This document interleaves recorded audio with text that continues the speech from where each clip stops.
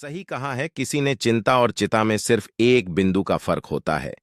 इस दुनिया में कुछ लोग बेवजह चिंता करते हैं, बिना किसी कारण के ही अपने आप को और मन को परेशान भी करते रहते हैं। चिंता हमें बीमार करती है। आओ हम इसे एक कहानी के माध्यम से समझें। एक गांव में एक किसान था जिसे एक बहुत ही बुरी आदत लग चुकी थी, और वह आदत थी बेवजह चिंता करने की। वो हर समय किसी न किसी चीज की चिंता करता ही रहता। वो हर समय सोचता रहता कि कहीं मेरे साथ कुछ गलत ना हो जाए, जबकि उसकी जिंदगी में अभी तक सब कुछ ठीक ही चल रहा। उसके पास एक बड़ा सा खेत था जिसमें अच्छी खासी फसल हो जाती थी। खेती करने के 2 बैलगाड़ियां थीं और एक अच्छा घर था, एक पत्नी और 2 प्यार बच्चे थे।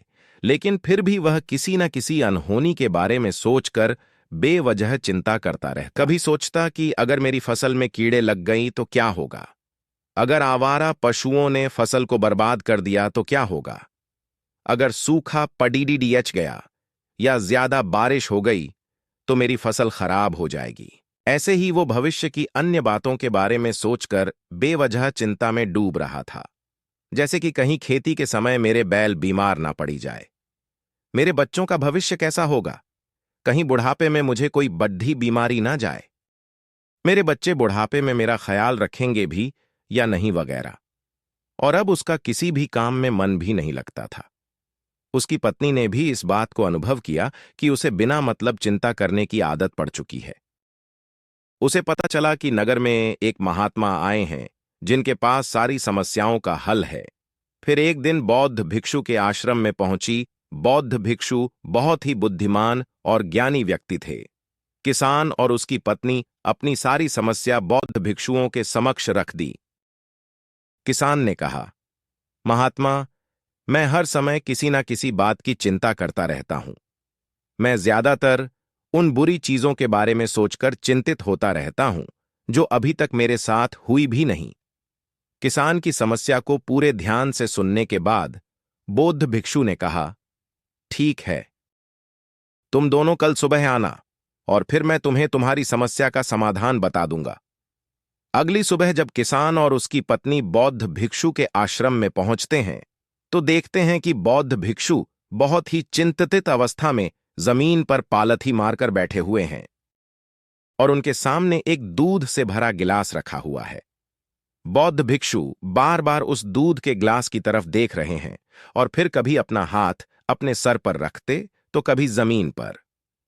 वह बहुत ही चिंतित और बेचैन दिखाई पड़ रहे थे। यह देखकर किसान ने पूछा, महात्मा, आप इतने परेशान क्यों लग रहे हैं? आपके समक्ष दूध रखा है, आप इसे पी क्यों नहीं लेते? महात्मा बोले, मुझे चिंता हो रही है कि कहीं इस दूध को बिल्ली ना पी जाए या फिर मैं कहीं जाऊं, और तो क्या पता, या दूध कहीं गिर जाए। मैं दूध को पीना तो चाहता हूं, लेकिन मेरा भी मन नहीं है। मैं तो यही सोच रहा हूं कि अगर ये दूध खराब हो गया या कोई गंदी चीज इस पे पडीडीडीएच गया तो फिर क्या होगा? इतना सुनकर किसान जोर जोर से हंसने लगा। किसान ने हंसते हुए कहा, इसमें इतनी चिंता करने वाली कौन सी बात है? यह दूध ही तो है। अगर इसे बिल्ली ने गिरा दिया या ये खराब हो गया या फिर किसी ने इसे पी लिया तो क्या हो गया? यह आपको दोबारा मिल जाएगा, और वैसे भी आपका चिंता करना बेकार है। ना तो अभी इसे बिल्ली ने गिराया है, ना ही खराब हुआ है, और ना ही अभी इसे किसी ने पिया है, और हो सकता है कि भविष्य में ऐसा हो भी ना।